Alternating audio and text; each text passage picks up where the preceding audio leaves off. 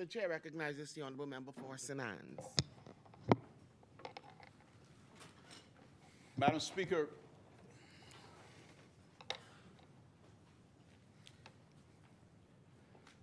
I always wonder when some of these members from the government side get up on their feet, whether the listening public has the same muffled ears as I do. Because when some of them stand up and begin, I block them out. I can hear one tale after another tale.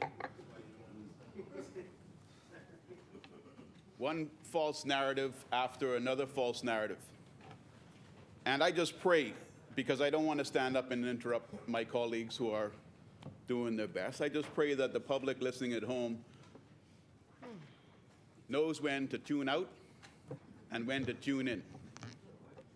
The last contribution was definitely a tune out, especially on this subject, Madam Speaker. And even the speaker that moved the bill, at least the first 10 minutes, which had nothing to do with any of the legislation, was also a tune-out period.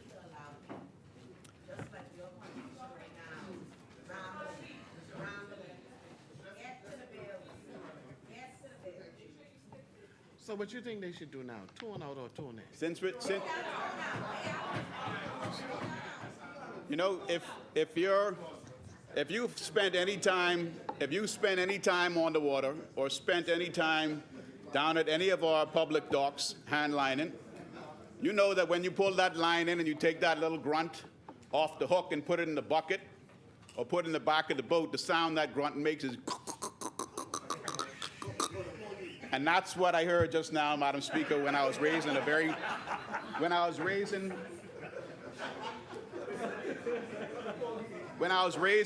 valid point. And Madam Speaker, let me tell you, when it comes to the fishing industry, when it comes to being a boatman, Madam Speaker, he who feels it knows it.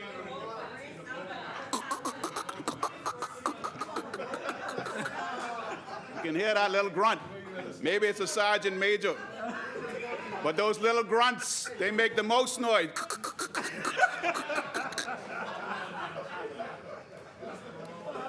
He who feels it knows it, Madam Speaker. The cost of gas has gone up too much in this country, Madam Speaker. Those on the opposite side contributing to this debate today, I hope they know what type of oil our good fishermen put in their outboard engines. What's the best type of oil to put in an outboard engine on these fishing boats? Who knows? Two-stroke, Madam Speaker. Any good F&M knows about two-stroke, Madam Speaker. I do. I definitely do.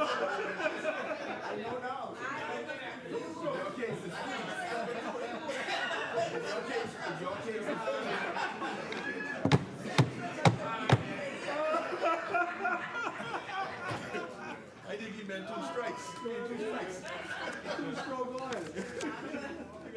So, Madam Speaker, as we look at this legislation today, I said earlier, we only debated this on the last 2023 budget contribution. It was part of the compendium. The fees went up so high. I've heard people talking. This is where when you hear this, you put your earmuffs on. You know, when there's bad language around, you tell the child, put your earmuffs on. In this House, Madam Speaker, I heard comments about consultation, and we've heard this one, we've heard that one. We've basically touched every single island in the Bahamas, and we've heard from everybody. But that is, as far as we know, an untruth, an inaccurate statement, Madam Speaker.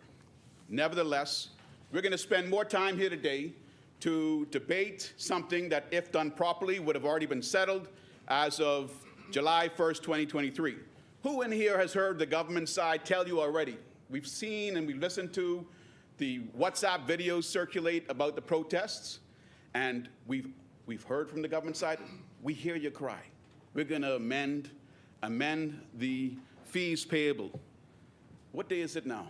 20th March 2024. Which bill before us today that we're now debating makes these revised fees retroactive to July 1st, 2023. Not a single one.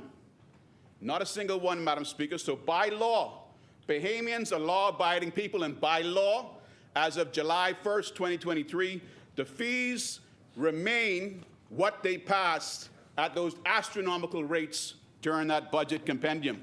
And listen, Madam Speaker, we heard all about the 32 to, we heard all about, I'll wait for the Speaker to speak. The chair recognizes the honourable member for Elizabeth.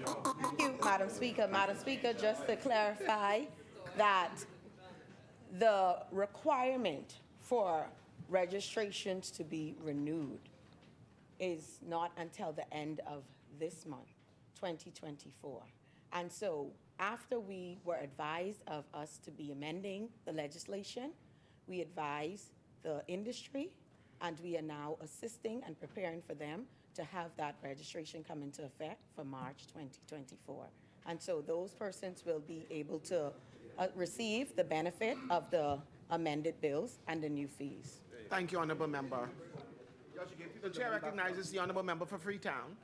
Madam Speaker, the member for St. Anne suggests that by these bills, amending the bill that required you to pay the sums as of 1st July 2023, that wouldn't change the law retroactively. I'm of the view that he is just wrong. He ought to read the Interpretation General Clauses Act. Madam Speaker, if they can just read the laws of this country, since we are lawmakers, and the Interpretation General Clauses Act, it should seem very simple. If an act imposes an obligation and a subsequent act repeals it and replaces that provision, it seems very simple. If you read I would invite them to read the Law Revision Act and then look simply at the laws that are available free online. Thank you, What the honourable member for St. Anne says is incorrect. Thank you, honourable member. The chair recognizes the It's rather offensive for the member to be giving the public the impression that this is a simple let's read the law. When this member was here in the last debate, when the government sought to move funds from the capital account to the current account, and has to now come back to debate a supplemental bill. You're telling me an entire cabinet with a minister of finance didn't read the law to know they could not transfer funds from the capital budget into the current budget? So you should discontinue with these insulting remarks. It doesn't make any sense. Madam Speaker, I've noted a pattern. Am I recognized, Madam Speaker? honourable Did you member, recognize me, honourable Madam Speaker? member. There's a member on the floor. Madam Speaker, Is that this act, it says, this act comes into operation. did you recognize me, Madam Speaker? I did recognize you, honourable member. Marco City, sit down, man. Yes. Thank you, Madam Speaker. Madam Speaker, I notice a pattern of behavior. Yes. The rules are clear as it relates to a point of order. It's simply to point out where a member is out of order and must reflect on the rules that the member is breaking. It is not to speak ad nauseum, introducing new information about irrelevant things, and this is a pattern of abuse. Yes. Particularly by the member of Marco City, man. I ask that you take it under consideration, Madam Speaker. Thank you. Thank you, honourable member. Finance, you may continue. Madam Speaker, I don't know if the good member for Exuma and Ragged Island makes the same noises I described before, but he definitely got up and made some noises then. But Madam Speaker, the point is that this is not legislation that's impacting a vast majority of elite government members of parliament. This is impacting the average man, the patriot, the pioneer, the man in the family island, the woman in the family island, making a living from the resources found in the sea and on land. And when you look around and you hear King's Counsel, former Queen's Counsel stand up and say, read the interpretation of General Clauses Act. I mean, you're going to have people in the Port Department itself that should be collecting the fees confused. If you want something to be clear to the regulators, to the departments, you put it in the act. You don't tell them, this is just the first piece in the puzzle. Now, once you find the next clue, you look and you keep looking. Put it in the act, make it clear. The biggest cry from Bahamians and the fishermen, Madam Speaker, has been that these fees have been too high and the changes have not been clear. I don't want to be going back to any constituent as now Shadow Minister of Family Island Affairs. I don't mean going back to any Family Island resident and telling them that the member for Elizabeth says you don't have to pay the amount that was put in place on July 1st, or that the member for Freetown is saying you don't have to pay the amount that was put in place for July 1st. You get to pay what the amount is now. I mean, that's confusing. It is. What about the people that have already paid? Yes. Already paid because of this government's error. They've not done anyone a favor. You know, if I treat you bad and I want to make up to you, I'm going to buy you some roses if you're my spouse. I'm going to take you out for dinner, Madam Speaker. When you see somebody offering dinner and lunches and meal plans, Madam Speaker, they're probably making up for something that they failed to do properly the first time around.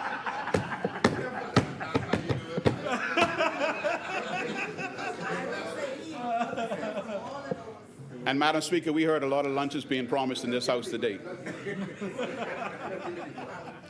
But Madam Speaker, I've gone through and I've made notes as it relates to the Water Skiing and Motorboat Control Act, what the changes to the fees are going to be. And the changes, Madam Speaker, have gone down slightly in some categories, not necessarily for the leisure boats. And if I have enough time at the end of my allotted time in this contribution, I'll go through them a bit more in minutiae. But what you have, Madam Speaker, is a government that despite amendments made to the Fisheries Act in 2020, that despite amendments made to the Immigration Act in 2020, you have a government that is attempting to listen to the fishing industry, as well as the leisure boat industry and the charter boat industry. They've brought fees down for the fishers. They haven't brought them down across the board for leisure boat operators, and that can include, Madam Speaker, people that are going from one community in the Family Islands to another community just so the child can get to school. But what you have as it relates to the Fisheries Act and the Immigration Act is you have an administration that while they've reduced some fees for fishers, almost a year later, they've been giving citizenship to Dominican fishermen, Madam Speaker. You have Dominicans now that were formerly solely Dominican nationals that are also Bahamian nationals now. You have a system of poaching in this country that's not created by the government. I'm not saying that, but it exists. It exists in this country. You have boats that are waiting out in the channel from the Dominican Republic, and they're waiting for 3 hours, for 4 hours to get onto our fishing grounds. In the past,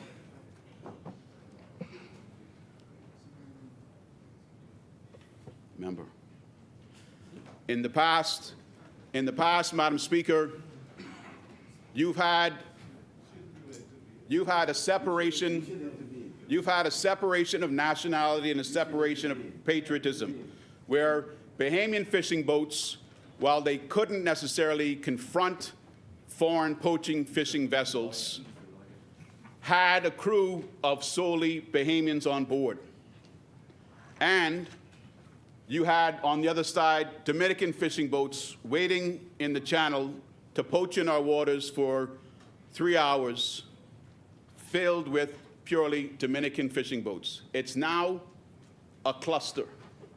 You have Bahamian fishing boats with Bahamians and Dominicans on board. Those Dominicans, because of the Starlink systems that all of these fishing vessels now have on board, they can call the second they see a RBF boat. Now, we don't have too many boats out there patrolling, But the moment you see a boat, this is the same as the drug trade on the streets in the Commonwealth of Bahamas. The moment you see a police vehicle, someone's making a call so that everybody knows that police vehicle's around. When it comes to poaching, the moment a Dominican on board a Bahamian fishing boat sees a Bahamian Defense Force ship or vessel out there, they can, through the Starlink automatic telephone system, which is as effective as it is on land, call one of those Dominican boats and tell them HMBS so-and-so is at this particular nautical location. They know how long they can be in the waters before they have to get back out of the waters. These are serious issues, Madam Speaker, affecting our fishers, and the granting of citizenship to Dominicans without proper procedures has again become a major factor. And if you've given citizenship now to Dominicans, it may be a factor that you can never come back from, Madam Speaker. What rule has been breached? The chair recognizes the honourable member for Fort Charlotte. The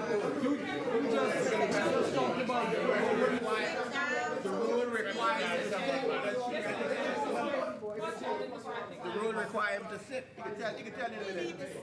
The chair Madam recognizes the Speaker, honourable- Madam Speaker, rule subsection 17, imputation of improper, Madam Speaker, the honorable member has stated on his feet that persons are being granted citizenship improperly.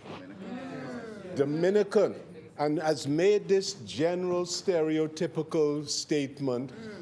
But what I object to, Madam Speaker, is that the Immigration Department is improperly granting citizenship. If a Dominican person is married to a Bahamian woman, The Constitution says. has children born here in the Commonwealth of the Bahamas, and applies under the law, having held numerous spousal permit, own homes, are grounded in the social institutions of our country. It is the law. The Constitution. And irrespective of the nationality of the applicant, it is proper to consider, once all of the factors are in place, how could someone be granted a citizenship who satisfies the law? And the honorable member is making this imputation about improper granting of citizenship to Dominican persons. I respectfully ask that the honorable member withdraw that statement. Thank you, honourable member. Madam, I don't withdraw, and the main reason is the gentleman stood on his feet and he said, if. Yes. If. Yes. He does not even state that he's aware that these persons have gone through those qualifications. The chair recognizes the honourable member Madam for Fort Speaker. Charlotte. On the point of He order, does- I know of Members, no... members, Madam one member on the Speaker, feet. Madam Speaker, Madam Speaker, Madam Speaker, I know of no case, I do not know of any case, where someone was granted, a Dominican was granted citizenship improperly. Yes. You should withdraw. If the honorable member has information, lay it on the table, it will be dealt with. Thank you, honourable member. St. Anne's? Madam Speaker, I stand on behalf of the people of the Bahamas, and I don't withdraw the comments I've made here today. Madam Speaker. The chair recognizes the honourable member for... Madam Speaker, he's not recognized. You really want to get into an immigration row in here? You really want to get... Thank you. No problem. Madam Speaker, I was recognized, Madam Speaker. The honourable member does not withdraw. Thank you. Thank you. I've been recognized. Please take your seat. Please take your seat. Marcus, Madam Speaker, unless my recollection is wrong, and I understand I'm aging, when I was minister with responsibility for fisheries, I believe the member may have been in private practice at that time, representing some fishers, right? Madam Speaker, Madam Speaker, can you ask Exuma to govern himself accordingly? Ask him to govern himself accordingly, okay? So, exercise decorum, young man. Madam Speaker, you're standing on the point of order, honourable member. so Madam Speaker, the member is making the case, and he's using a hypothetical. He's asking if it is the case. I want to make the point, Madam Speaker. This is the same member who had an opportunity to make the identical case he's making in Parliament, to make it, Madam Speaker, to make the identical. I've not finished the point. I'm not yielding to him. I have not finished the point. I am not yielding to him. Let me finish the point. I'm not yielding to him, Madam Speaker. Honourable members, So, Madam honourable Speaker, members, allow me. I've not started yet. Honourable I have not members. started. Have a seat. You Honourable have members. no more right than I do. Have a seat. Members, there will not be two members on their feet. Take your seat. Take your seat. Members, So I've been recognized. members, please take your seat.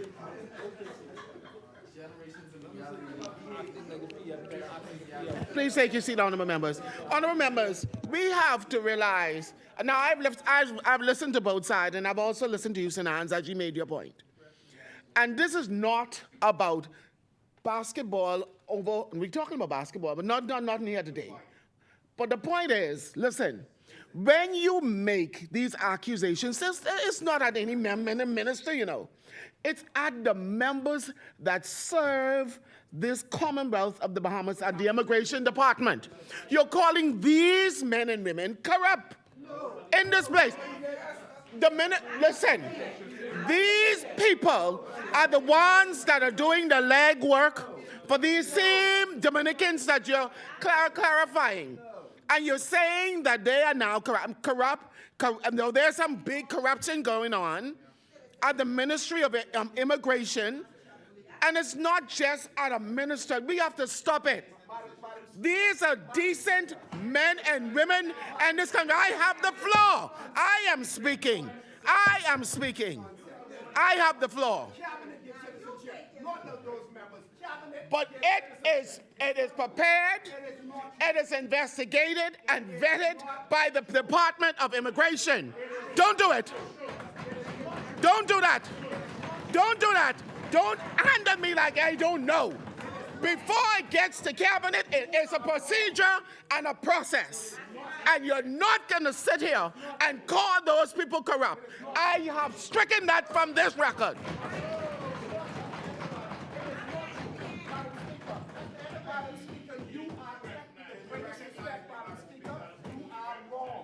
I am not wrong. I am not wrong. I know procedure and I know process. I have been in the... Listen, you don't tell me that. And how does it get to the cabinet? After what? After what? After what? After what? Don't do that. Let's move on. Senans, do you have any more to deliver on your speech? Very much. Now the chair now recognizes Senans. What you're doing is Senans, you've been recognized. Continue. Marco City, please, in the name of Jesus, take your seat. same immigration department that they savage. Same one. Senans, What you're doing is wrong. What you're doing is wrong. wrong on whose side? It's wrong. Because I'm protecting people? It is wrong. Okay, It is go wrong. ahead. You didn't protect them when they were firing them, when they were sending them on administrative leave. I wasn't here. I wasn't here. I wasn't here. I wasn't here. And I wasn't here when you was firing people too.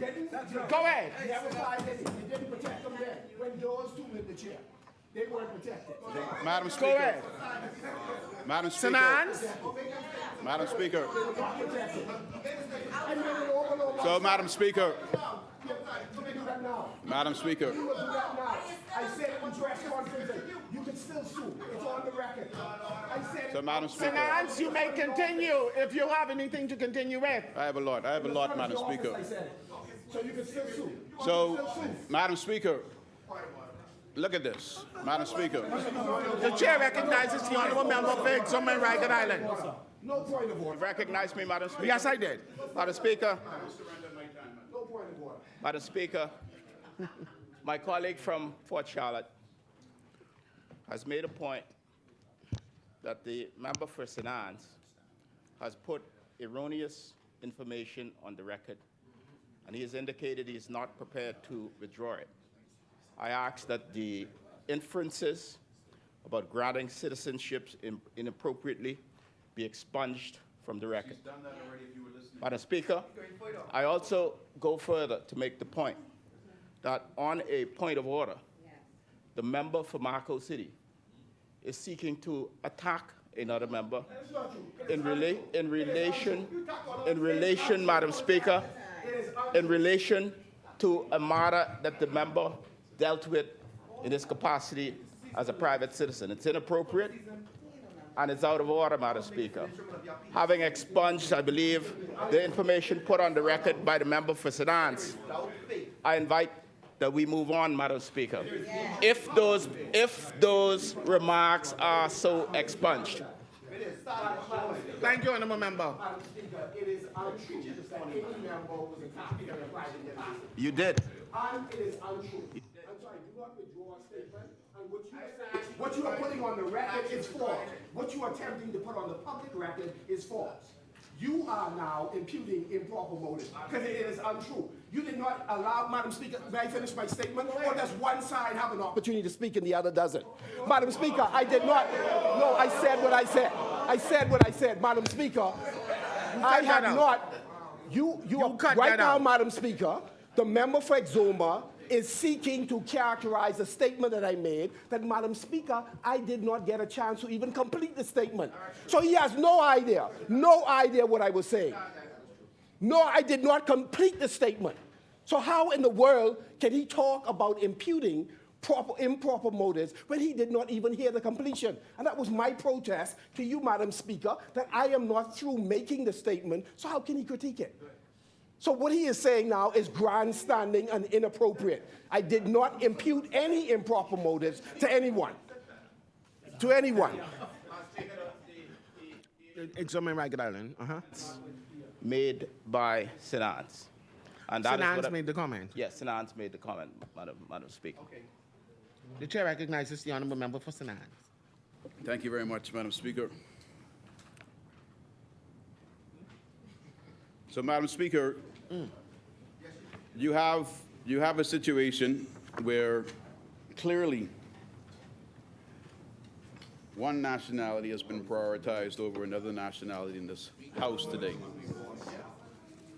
Now, we've just spent, I'm only at 12 minutes into my contribution. I have 30 minutes, and we probably spent the last 10 minutes talking around Dominicans. Yeah, you. So, Madam Speaker, now I'm going to look at the section of the Constitution in a moment, and I may be mistaken, but first of all, Fort Charlotte stood up and said if. I pointed it out to you already, and you've expunged some comments of mine thus far from the record. But it's always been my understanding, I'm going to look at the Constitution in a moment, it's always been my understanding that yes, if you're a non-Bahamian and you marry a Bahamian, you're on a spousal visa.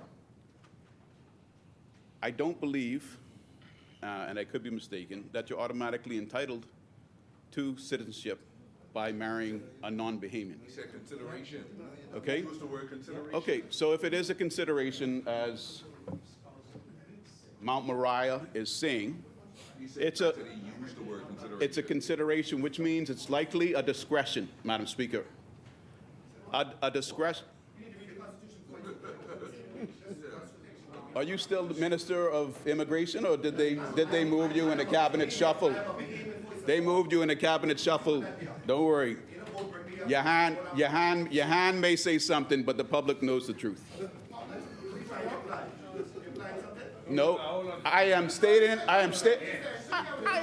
fact. I am stating the fact that you were moved out of your position as Minister of Immigration in the cabinet shuffle. Is that a lie? That's the truth. You've had your chance to speak. Sit down. Be quiet. Be quiet with your big gold watch. Be quiet. So the Constitution, Madam Speaker, and to educate myself on this point, and members of the public, Madam Speaker, I'm going to read Section 10. Now, going into Section 10, Madam Speaker, it may say that if you marry a Bahamian, in 5 years' time, after being on a spousal permit, you're automatically entitled to citizenship. It may say that, but I'm going to read the Constitution now. And if the Constitution doesn't say it, then a discretion has been exercised if any Dominicans do in fact now have Bahamian citizenship and are on our boats fishing on our Bahamian waters. The discretion has been exercised, which it didn't need to be, it wasn't mandatory, in favor of Dominicans to become Bahamians. And you may think that I'm talking nonsense, but the more Dominicans you have in our fishing industry, the more Dominicans you will always have in our fishing industry.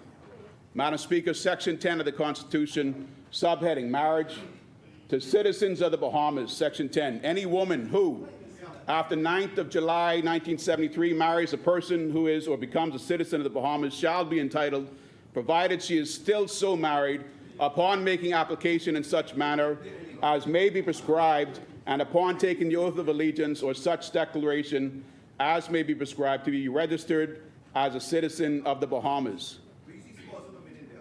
Provided that the right to be registered as a citizen of the Bahamas under this article shall be subject to such exceptions or qualifications as may be prescribed in the interests of national security or public policy. So, Madam Speaker,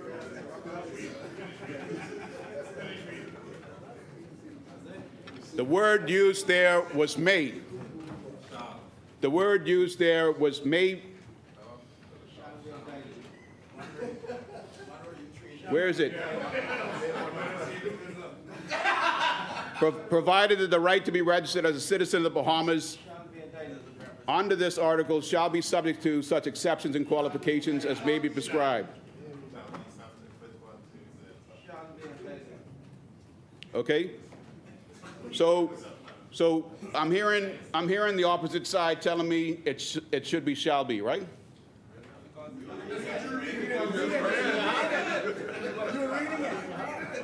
But were they at all paying attention to the first three words of Section 10? Any woman who. Now, I don't know if you all get lost on what is the man and what is the woman on that side. But the Constitution is clear when it says any woman. The Constitution is clear on when it says any woman. So this government has been permitting Dominicans in the fishing industry to enter into Bahamian citizenship and now take a major stake in the Bahamian fishing industry. And I don't think that this government has a history of supporting industry properly. That was seen when they, without consultation, raised the fees on registration. They raised the fees on renewals. And to this day, despite the changes, you have Bahamian fishermen that still are not pleased, but with their backs against the wall because they still have vessels that they haven't put to sea because they didn't want to pay the astronomical July 1st, 2023 rates, are waiting for this legislation to pass so that where reductions were made to an extent for fishing vessels, they can get those vessels back out. And guess what happened in March, Madam Speaker? those vessels, those Bahamian fishing vessels that weren't out to sea because the registration fee wasn't paid, because the inspections weren't carried out, because insurances weren't done. It is so. It is so. No, Madam Speaker. These people love to stand up when I'm on my feet. Now, what they're probably getting at, Madam Speaker, what they're probably getting at is not all boats stayed in port. But the fact is, Madam Speaker. Madam The chair Speaker. recognizes the honourable member for Elizabeth. Thank you, Madam Speaker. Madam Speaker, I want to reiterate again that the renewals comes due at the end of March 2024. So nothing would have stopped them from operating their vessels, because if they registered previously, the last year, their registration was still good. It comes due at the end of March every year. Every year. Thank you. Thank you, honourable member. so, Madam Speaker, again, the issue of consultation is clear, because what is being represented here is not what the public understood. It's not what the public understood. Some fishermen kept their vessels in port because they didn't want to pay the higher rates. Fishermen have been down to register their vessels, and they've not been paid, Madam Speaker. Name one what? Stand to your feet. Stand to your feet. Stand to your feet. People are intimidated, Madam Speaker. People are intimidated, and they're not coming public with their positions, Madam Speaker. And now the good member for Central and South Eleuthera has asked me in his chair. Can I say it? Yes. He's asked me multiple times from his chair for me to name one. Name one. Name one. This is a government that doesn't even disclose the confidential agreements that they've made with a number of persons, but they want me to disclose who I'm talking about and who I've been talking to.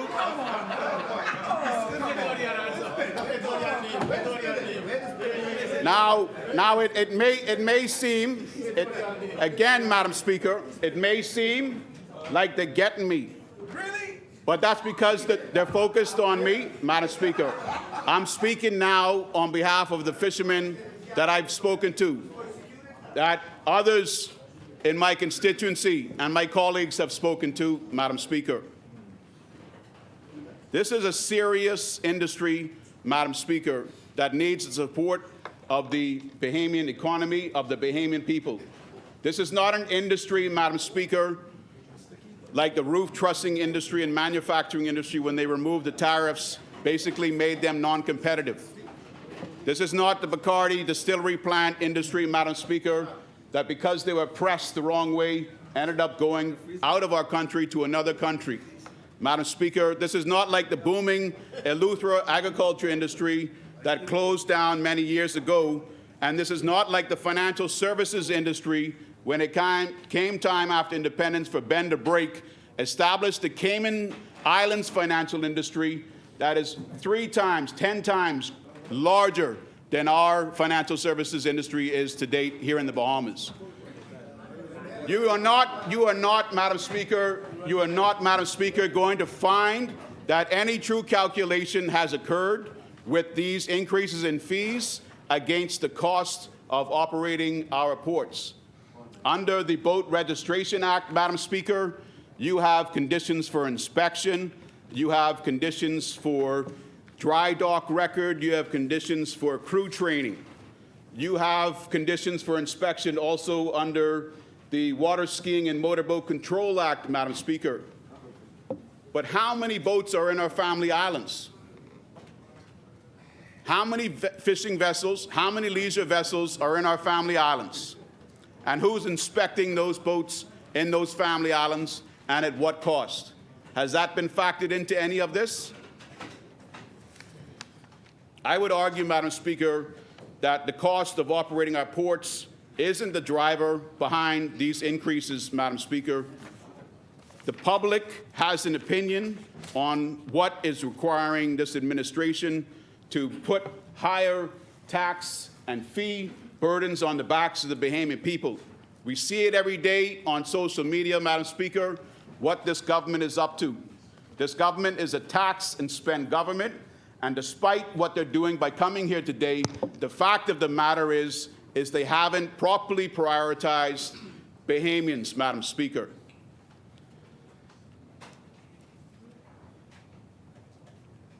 So, Madam Speaker, I think that what needs to be done is a further review of these bills after proper consultation, Madam Speaker, and that when we come back for our budget debate for the budget cycle 2024-2025, this really be an aspect of the industry that is factored in. It may be, Madam Speaker, that there just isn't a large enough contribution to the gross domestic product from exports of our marine resources, that the fishing industry is not giving it the proper attention. And if we think that it may not be the case, let's make sure that our fishermen feel the love from the Commonwealth of the Bahamas government, that the fees, while they may have been very low before, allowed many of our persons to sustain their families by having the low fees that have been in place since the early 70s. These fees today, Madam Speaker, came about at a time when there was meant to be a removal of duty and VAT on the importation of vessels. So there would automatically be a high first-time registration fee and higher annual renewal fees. Now, if my vessel, if I brought in a brand new boat and I didn't pay VAT and custom duty, I'm in one category. One of my colleagues who's had a boat in the country all of this time and had paid VAT and paid duty on his vessel is in a different category. Why should his renewal fees be higher than as high as my fees, Madam Speaker? I've received a benefit coming in because I didn't pay VAT and customs duties on my boat, but my colleague who's paid the customs and VAT duties now is paying the same increased renewal fee. There can be better categories, Madam Speaker, to this industry. And when you look at the categories, even Madam Speaker, from the period July 1st, 2023 to now, you wonder if these are absolutely arbitrary. And what I'm getting at is, historically, in the legislation that was in place for decades before the 2023 amendment, you had measurements of vessels attached to applicable rates. You had a rate for a less than 15-foot vessel. Now you have, in July, now you have a proposed rate for a less than 19-foot vessel.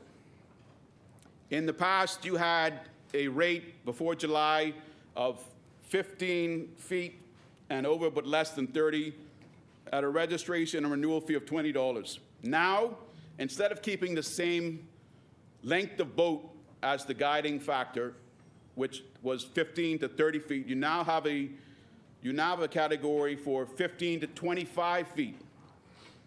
And then you're being proposed under this current amendment a category for 20 to 28 feet. So I don't know who it was that came up with these rates. Maybe it was based on data that had changed since they brought these amendments that are currently the law in July of 2023 to now, because these amendments they're bringing now have these fluctuating rates between distances that had been set as the standard before. For instance, the 1971 legislation had a rate of $100 for registration and renewal for a vessel from 30 to 50 feet.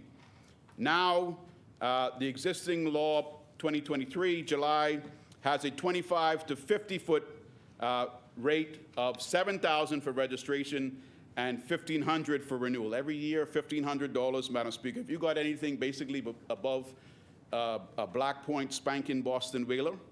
Madam Speaker, 20 to 50 feet, you're paying $1,500 a year. That's most fishing vessels of any size. So when you look at the size of a vessel, Madam Speaker, you're talking about the quantity of fish that you can fit onto that vessel to take it back to the larger ship or take it back to port. And what we're essentially doing is saying a great business strategy, Bahamians, is to bring in as much product as you can to sell at market. But you know what? Instead of encouraging you to bring in as much product as you can, we're going to charge you more. The bigger your boat is, the more contribution you can make to the fishing market, we're going to charge you more on that. It's you know, it may be hard to grasp, but it's almost discouraging persons from getting those extra feet, that extra bit of space on board their boat to put that increased amount of product. Instead of being at sea for 3 hours and catching 60 tails of lobster, your boat might only be large enough, Madam Speaker, to hold 20 tails of lobster. That fisherman is now not making the income he could have, because when it came time to the initial startup capital he needed, he did his calculations and he realized if I put on those extra 4 feet, I'm going to be paying an additional sum of money that I can't afford. These are realities. In the family islands, young persons are getting on vessels, even though they don't even have the proper age limit to be captaining the boat. You'll find that people are putting videos out there of young persons on the vessels, and it's just a reality in the family islands. It's a way of life, Madam Speaker. A boat, for those that are fortunate enough, doesn't come from a marina in South Florida. Most persons in the family islands are taking a little skeleton of a skiff that may have been around for over 30 years, might even been their grandfather's boat, that you would balk at, you would laugh at it if you saw it riding up and down in our harbor today. But they put the fiberglass work in on that boat. They put the bit of paint, they put the bit of wood to make the seat, and that's what they go out, that's how they get around, that's how they catch fish to sustain themselves. That's how a boy in the family islands, Madam Speaker, becomes a man. And when we try to impede young boys becoming men in this great Commonwealth, Madam Speaker, we're not doing the right thing. And for that, Madam Speaker, as my time is up, and for the other reasons I've stated, these fees need to be reviewed again. And the fact of the matter is, Madam Speaker, we need to protect our fishing industry. Thank you very much. Thank you, Honourable Member. The Chair recognizes the member